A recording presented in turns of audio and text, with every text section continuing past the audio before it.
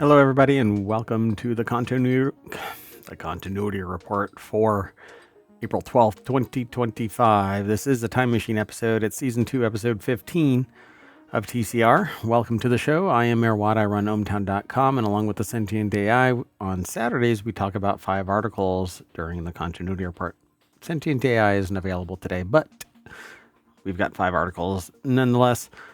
How about a fun gimmicky thriller, a decade of movie changes, the new stunt category, nonstop movie or nonstop action movies, and Star Wars-like movies? Let's see what all of these articles have to do or have to say for themselves. Everything's powered by ohmtown.com. I'm using a new mic, new wireless headset and everything. So if you don't like the audio or you have something that you want to say, post it in the comments over on YouTube, because the chat over on Twitch goes away after 60 days and I find the input from people invaluable. So be sure to leave a comment and let me know what you think. Sounds good to me. Anyway, see you on the other side.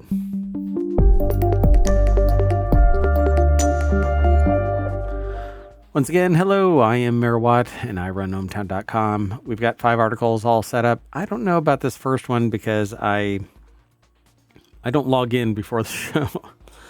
I don't know why I do it like this, but it is what I do. We don't actually read the full article before the actual show. That way our responses are open and honest and unedited. I don't edit anything from the show unless somebody is in the process of being doxxed. And then I'll either remove a video, edit it, or privatize something so that people don't get doxxed. But at any rate, let's see what we can do here. This first article is in the continuity report. Everything is kind of centered around entertainment. And while the continuity report is our focus, that's where entertainment news gets aggregated into, for the most part, TV shows and movies. Sometimes we grab from other places. It seems like Screen Rant is going to have a big play today, but this first article in the continuity report is Drop is a fun gimmicky thriller set in a restaurant table, or at a restaurant table. So let's go over to the source. The prefi is in on a hair-raising first date. The article doesn't seem to have a byline. Ty Burr, is that it? Yeah, so the review is by Ty Burr. It's over at the Washington Post.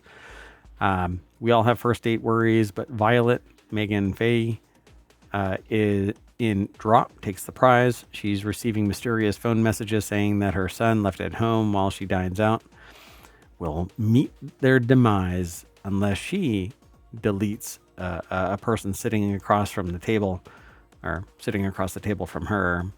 And they say, suppose you're wondering how we get here, but that is the end of this little snippet. I think I have to log in, but I didn't log in. But this is definitely something that is one of those things. There was a movie where somebody got a random phone call. Hold on, let me see if I can pull it up.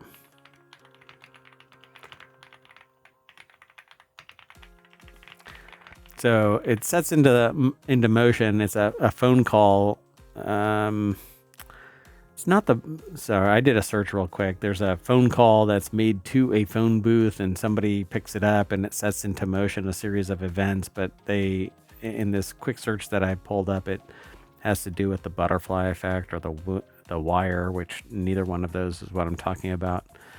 But yeah, there's basically this phone call and that starts a series of events where somebody has to do some action and to get it done in a certain amount of time. Otherwise, somebody meets their demise. But this sounds like it might be interesting. A hair-raising first date where you're told that you have to delete somebody. Otherwise, somebody that you care about will be deleted as well. The whole thing here kind of riffs off of that sociopathy claim that I make about things. Are you willing to delete somebody that you don't necessarily care about, but they're still a human, to protect somebody that you do care about? It's kind of like that train thing, where are you willing to wipe out one person knowing that they're going to die, or are you willing to risk the 3 people on the other train just by letting it go? That kind of a thing. So either you take the reins and do something about it, or you let something else happen by somebody else's hand. Quite fascinating psychological issue here. Anyway, go and check this out. I'm sure that you'll be able to review more of it. I'm air-gapped, and I've been at the Washington Post from time to time, and so I may be limited in what I can see. So let's keep on going, though. The next article is over. Well, what the heck happened here? Anyway, I'll figure this out and solve it. So it says, get in, loser. We're going back to the 2000s, how the movies of the decade changed cinema as we know it, or as you know it. This isn't a treatise on whether the 2000s was a decade of movies that represents the best cinema has to offer, but I would say that's the 80s. But this is a declaration that the 2000s shaped how movies were made, enjoyed, and talked about forever after. The 1990s was a banner decade for movies. Thrillers like Silence of the Lambs, crime dramas like Goodfellas, and beloved classics like Shawshank Redemption filled the racks of video stores back in those days. But in the 80s, we had the same thing, countless more than those named here.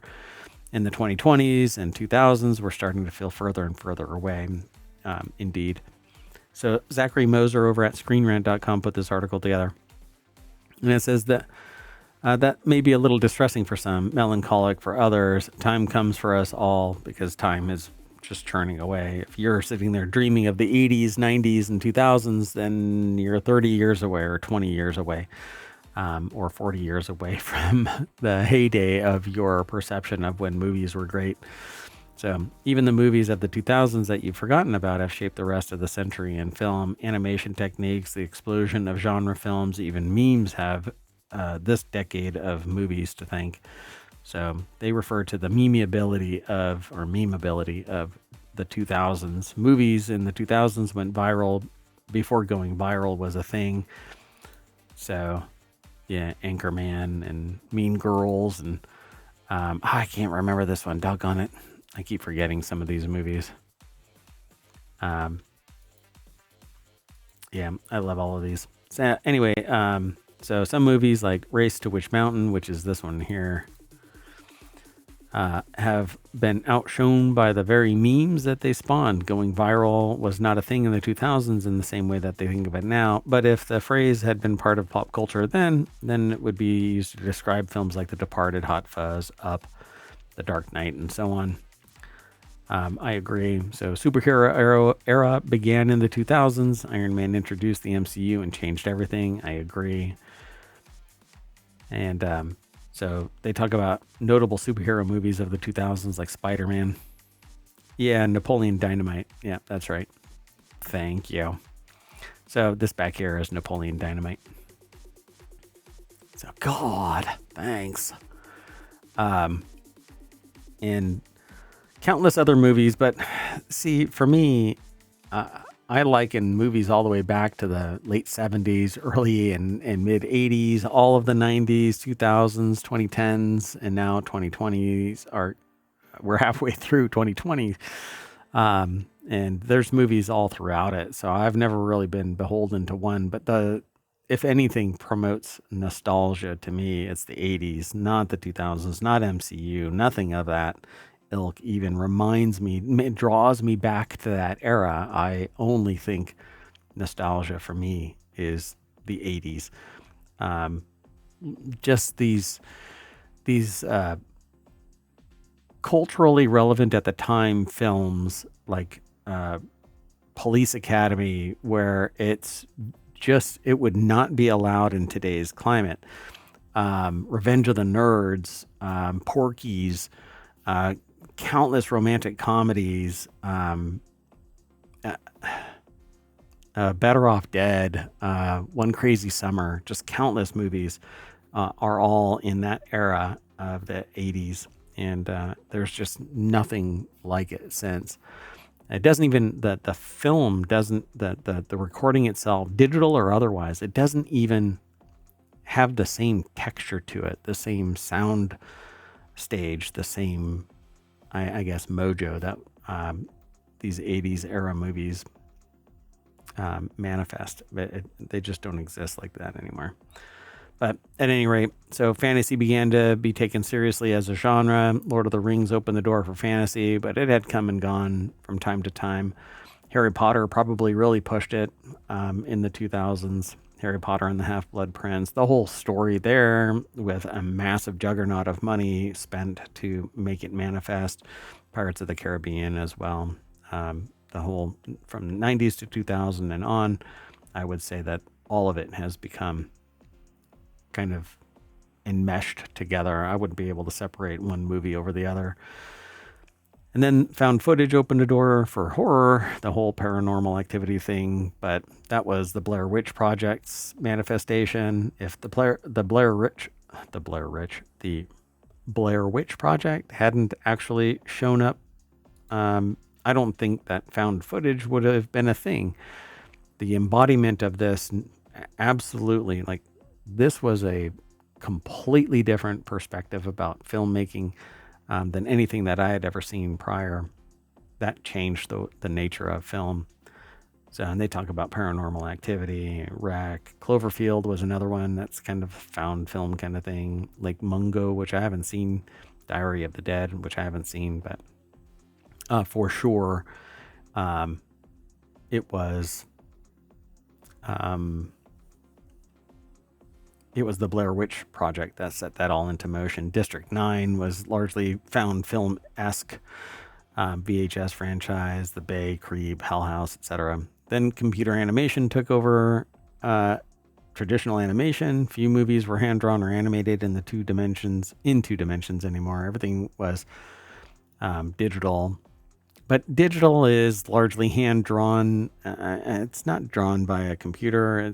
It's drawn by a person on a computer. And so while you lose that graininess of the hand-drawn blah, blah, blah, you get infinitely high resolution for these new digital.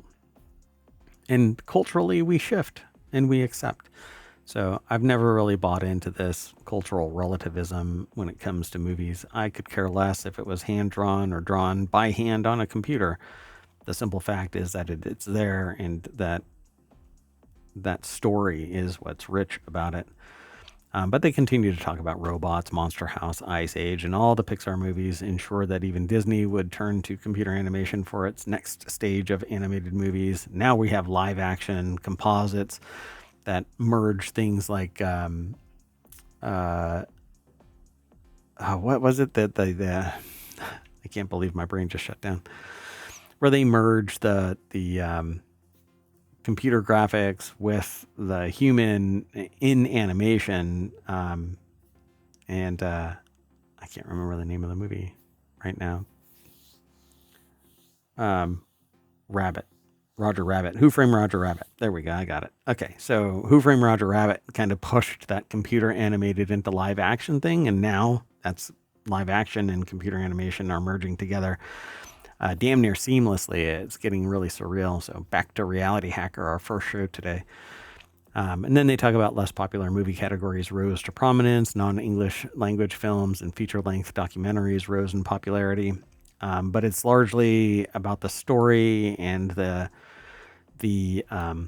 on-screen charisma of the actors, which play an absolutely important role. If you can't relate, you don't feel the energy from the people, then it doesn't matter how good the acting might be, how good the story might be, etc. You don't want to watch it. But Crouching Tiger, Hidden Dragon kind of knocked it out of the park. Pan's Labyrinth was surreal, and I couldn't actually get through it in one viewing. It just kind of ate at me.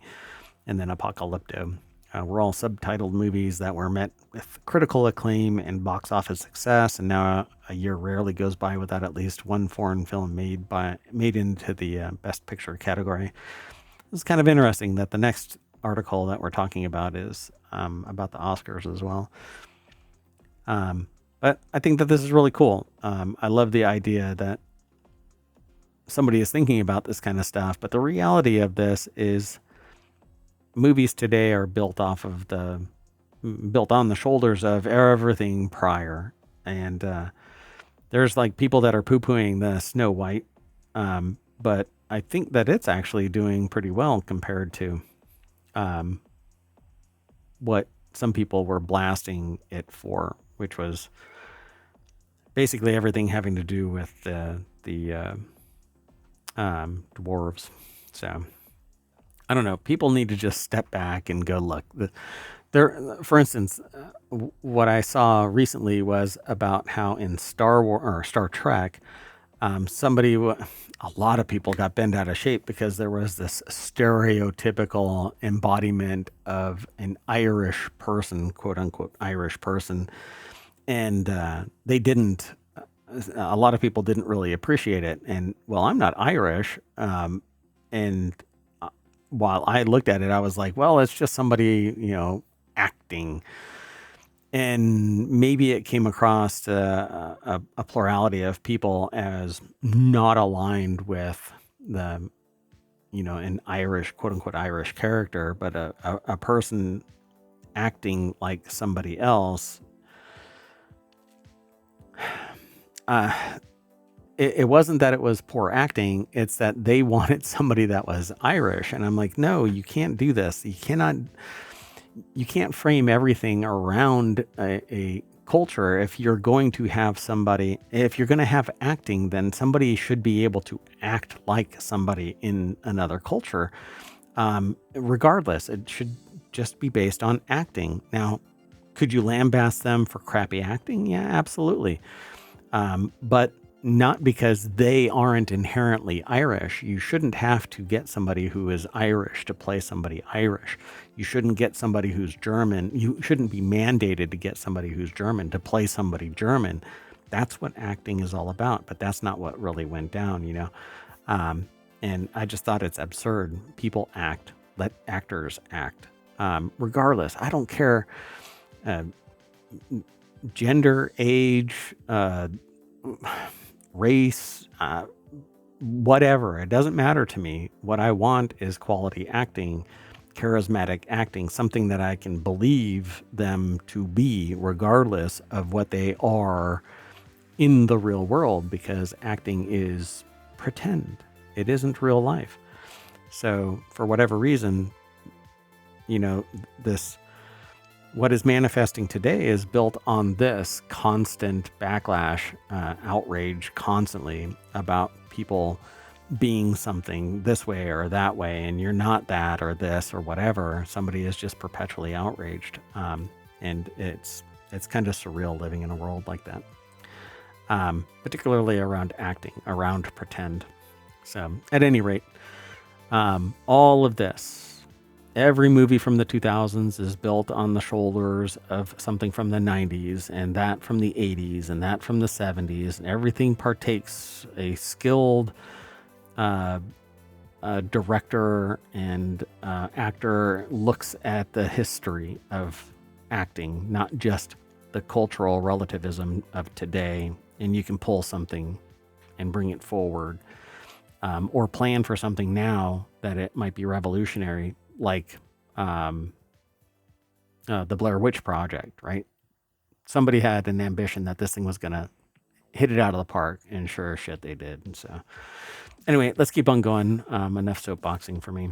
The next article is over in the Continuity Report.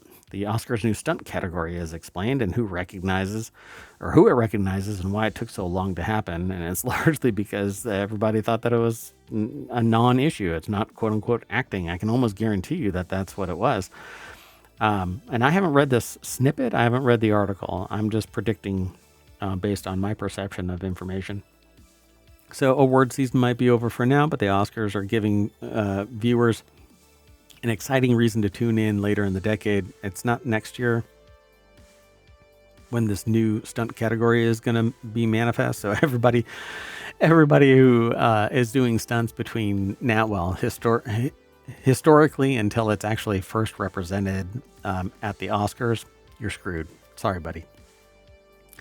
Well, anyway, movies like The Fall Guy, Once Upon a Time in Hollywood, the sensation surrounding Tom Cruise's stunt work have brought the immense talent behind stunts to the forefront of fan attention in recent years.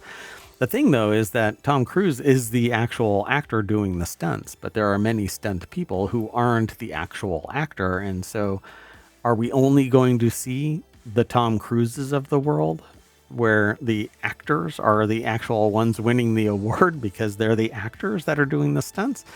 Or are the people who take the biggest risks going to be overall, right? Like Tom Cruise is an anomaly. Not everybody does their own stunts. Oddly enough, Mr. Bean does their own stunts, I was told. I found that rather astonishing because he's like the embodiment of dad bod. And I'm like, I would not do the stunts like sitting on a car and controlling its steering wheel with ropes if that's actually what was being done. But you have to go and watch Mr. Bean to see what I'm talking about.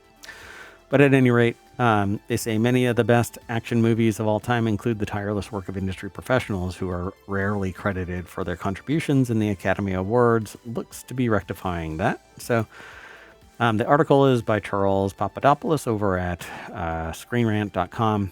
And so they say, due to multiple factors, the 2025 Academy Awards were considered among the best in recent years, possibly revitalizing a program that outlets have accused of being dated. Award shows like the Oscars and Golden Globes were prominent during a time when the life force of the industry was its movie stars, and now with an IP-driven industry, award shows focus less on the popular titles, has left a wedge between the Academy and broader audiences, and in rare cases like Wicked and Barbie, box office and Oscar acclaim can align, but the show still needs to take steps towards appealing to the masses. The Oscars are about the actors representing actors, basically voting actors into getting an award. Hence the "you love me, you really love me" kind of a comment. So in 2027, the Academy Awards will be adding a stunt category. Not this year, not next year, but 2027, which will officially be titled Best Stunt Design.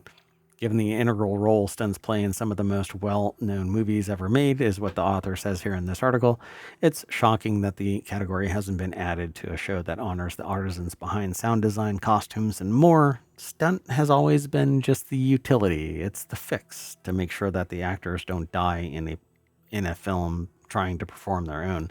Back in the day, it used to be the actors were actually doing the stunts. There weren't always stunt actors that were available. So major figures in Hollywood pushed for a stunt category at the Oscars in recent years. David Leitch, Ryan Gosling advocated for the new category. They're actually in it, though. I mean, they're looking to get an award for that kind of thing. Became a big name in Hollywood blockbusters in recent years, beginning with his directorial debut of Atomic Blonde. That's David Leitch. He's been working in the industry far longer than that, however, with stunt work dating back to the 1990s. Best movies include The Fall Guy, Bullet Train. He's also worked in John Wick films. Ryan Gosling collaborated on The Fall Guy. Gosling used his press tour as an opportunity to praise stunt workers for their monumental work on some of the favorite movies. I'm surprised that they haven't mentioned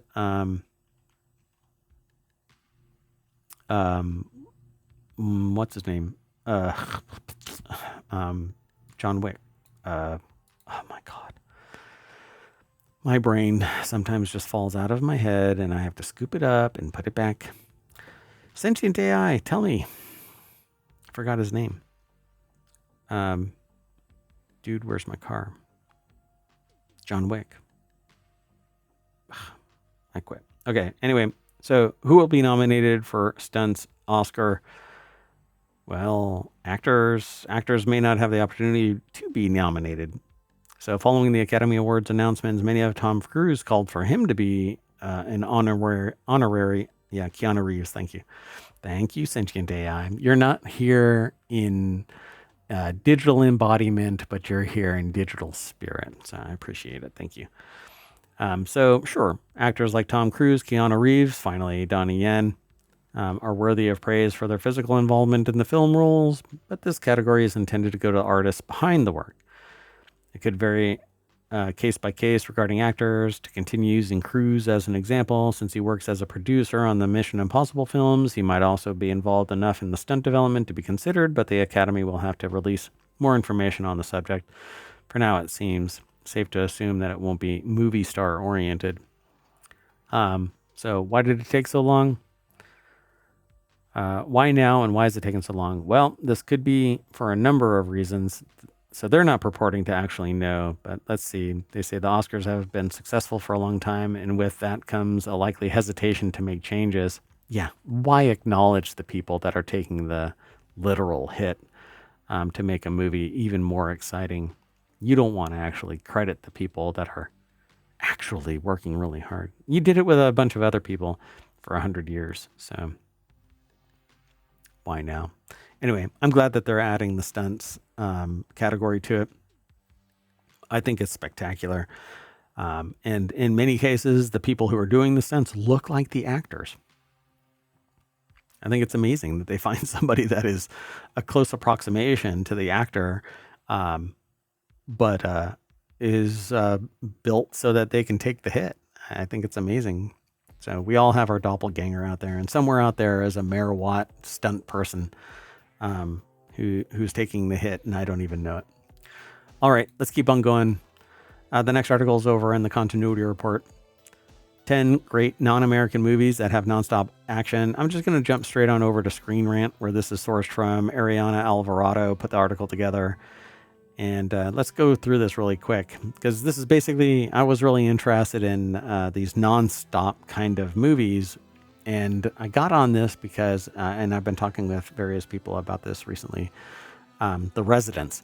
So The Residence is this movie that takes place in the White House. And when one person stops talking, another person starts talking. And it is nonstop throughout this thing without, unless there's a decidedly pertinent pause, and there's this like pregnant pause about some action, and you start paying hyper attention to these pauses because it's usually nonstop, only to be kind of reined in that, well, it was really just to draw attention to the fact that somebody's either being taught a lesson or coming to a realization or something like that.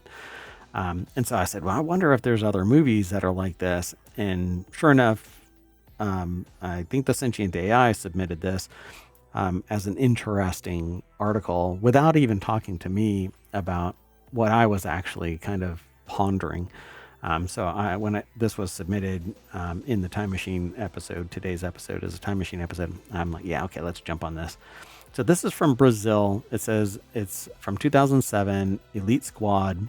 Word of mouth surrounding Tropa de Elite or Elite Squad in Brazil played a significant role in the film's popularity within the country. It's an action-packed narrative introducing a fascinating conversation about police brutality and corruption within BOPE. The film follows 3 officers in the Special Police Operations Battalion, and after they're assigned to Rio de Janeiro favelas to eliminate the threat of drug dealers, the movie's action, while often brutal and upsetting, is also impossible to look away from. And this actor looks familiar. Why does they look really, really familiar to somebody? Somebody in the MCU. Oh, who is it? I think they look really close to the Hulk. What's that actor's name? All right, well, The Night Comes for Us from 2018. It's an Indonesian film.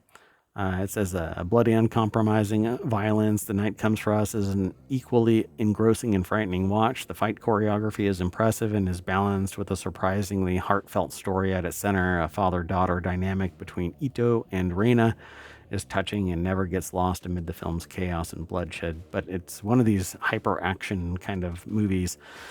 They team up with members of his old gang to evade those who wish to see him dead. This is all a result of Ito's decision to spare the young life of a villager, Reina, whom he was ordered to eliminate. And the screenshot of this is somebody on a table saw seemingly being dragged towards the blade. I'd rather not. Then they talk about Mad Max 2, The Road Warrior from 1981. This is old school. The franchise began in 1979 with The Road Warrior. It's considered to be a massive improvement from the first film. The sequel helps establish the franchise's beloved components that have remained intact forever. It's basically this dystopian, post-apocalyptic world where he actually witnesses his family being eliminated. So, and that makes him quote unquote Mad Max. Yeah, I don't think that it's a particularly bad movie, by the way, the Road Warrior. So, and Mad Max the original wasn't a bad movie. And then Run Lola Run, which is actually a spectacular movie. This is just it is a lot of fun. It's from 1998. It's a German film. I won't be able to go through all of these. Ong Bak Muay Thai warrior from Thailand. If you've never seen Muay Thai, it's a fascinating martial art. Ong Bak isn't too concerned with the development of characters or plots. Instead, allows Ja to show off his skills as a martial artist in the film's craziest display stunts. Ja's athleticism and Riddick's action choreography have earned a positive response from audiences and critics throughout the years. I'm going to have to put this on my list because I've always been a fan of martial arts movies back from when I was a kid, watching Bruce Lee movies, and the whole genre over the years have always been fascinating to me. Hard Boiled, 1992. It's from Hong Kong. So it says it presents a stylish movie that doesn't diminish the emotional story at its core. The story of the film follows the rebellious cop Tequila Yon or Cho Yun Fat after he joins forces with an undercover cop to take down an arms dealer. It's almost like Beverly Hills Cop style kind of thing. The action throughout the film is intense and unforgiving and incorporates many of Wu's signature filmmaking techniques. And I saw this way back in 1992.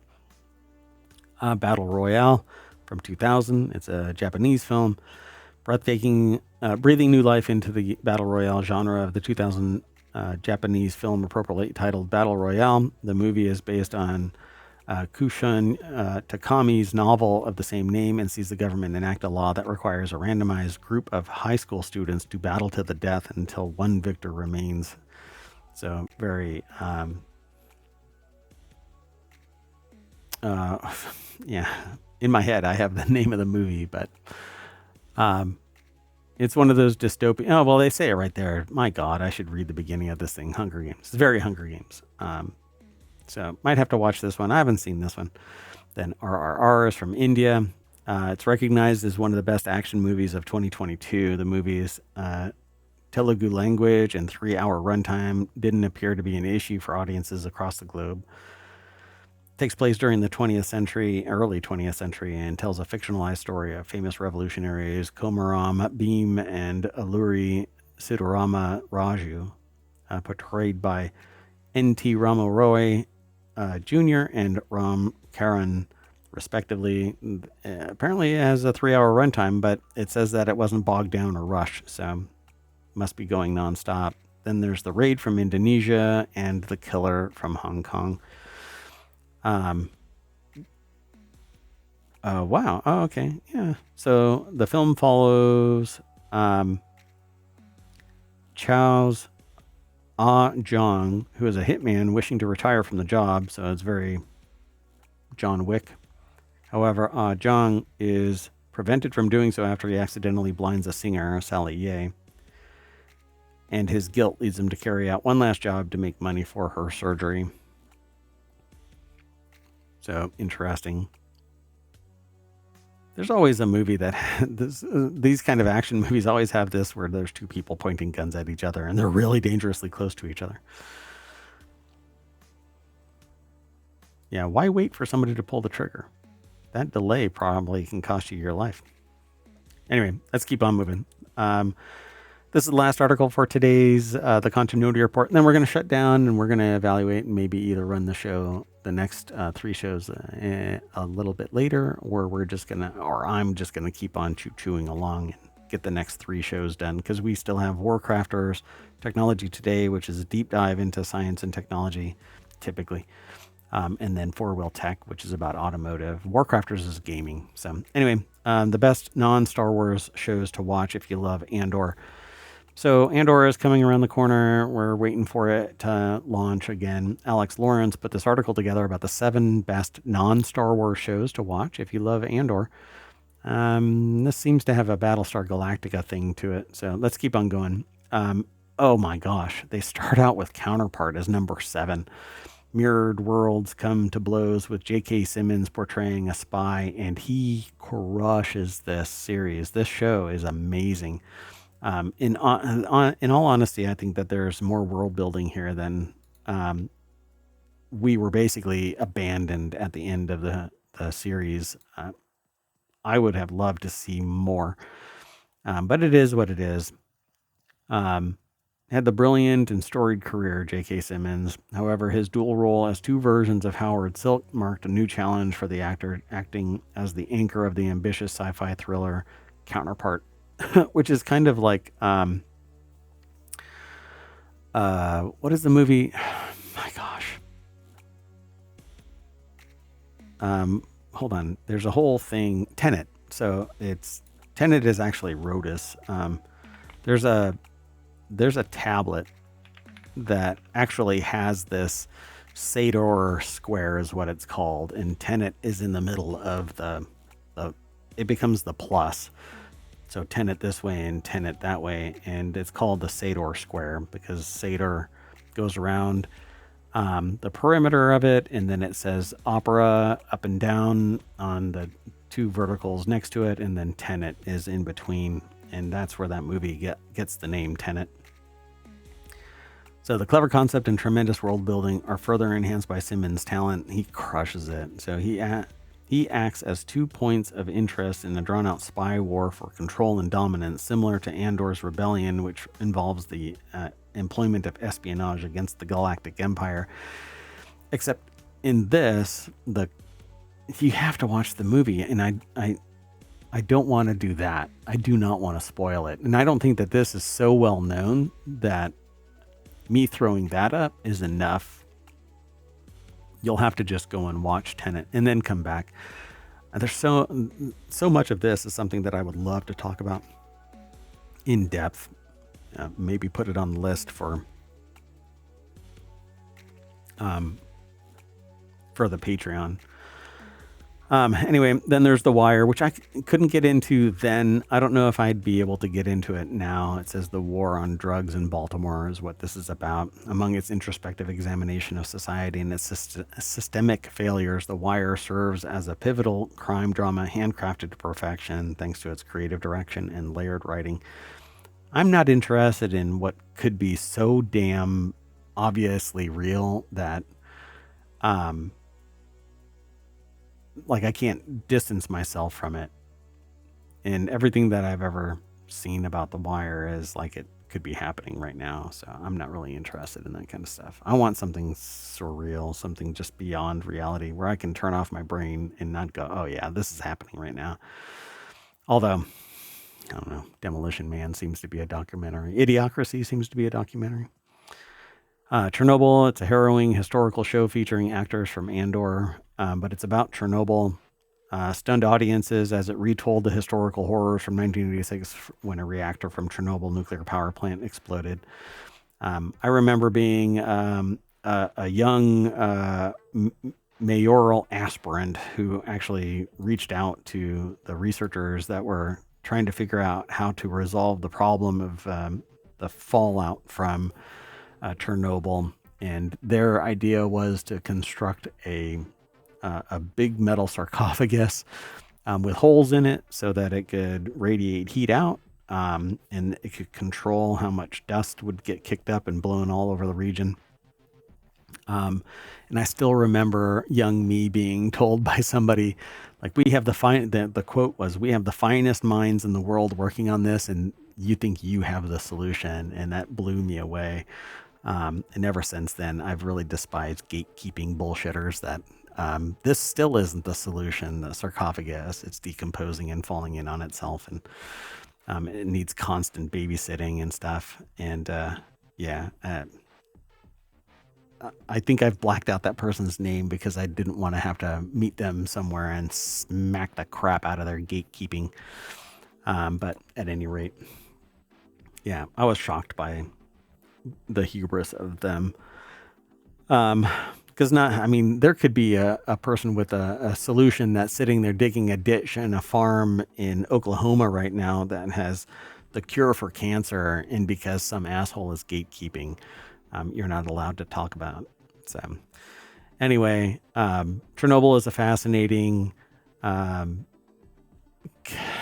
example of the failings of engineers to realize just how bad things are, because since then and before then, there were much better built nuclear power plants. This thing had no biological containment systems in place.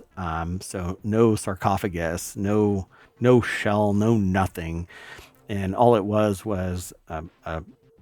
basically a building that had a lid on it, and when enough steam built up and it detonated, it blew its top and couldn't cool down, and all of its fissile materials slid down into the basement, and it's called the Elephant Foot now, and it's just a disgusting example of hubris. But then Snowpiercer, which I think is great as a movie. I never really got into the TV show because I think it kind of pushed it extended the movie.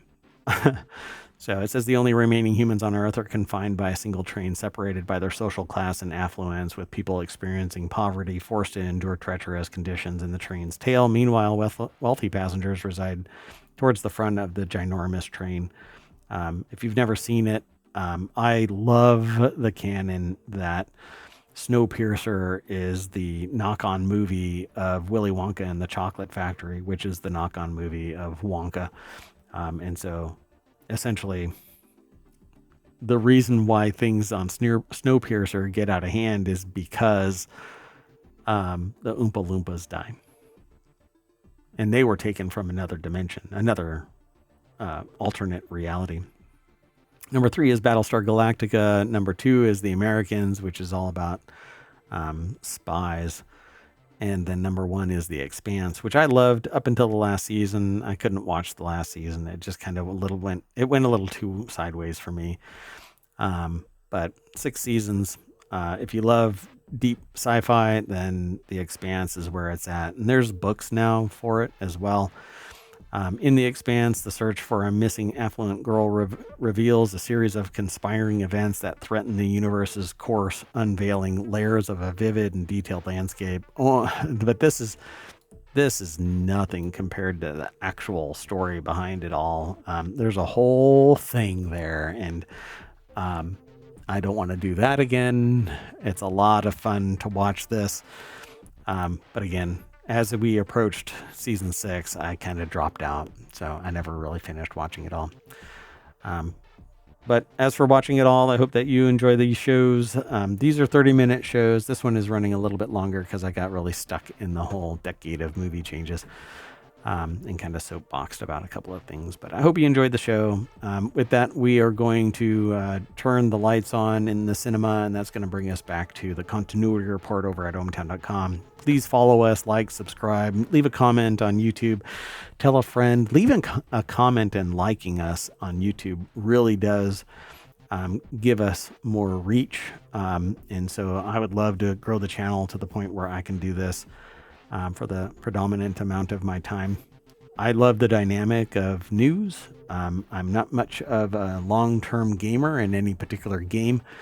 And so kind of when I stream to Twitch and YouTube, because it's not that style, and you can actually go and get the news from ohmtown.com, but it's here where I can give context, I can give discussion about the topics. That is where I really love to kind of exist. So while I talk about games, I'll play games from time to time, and over the summer of stream, I'll be playing games and talking about the news for upwards of 8 hours a day.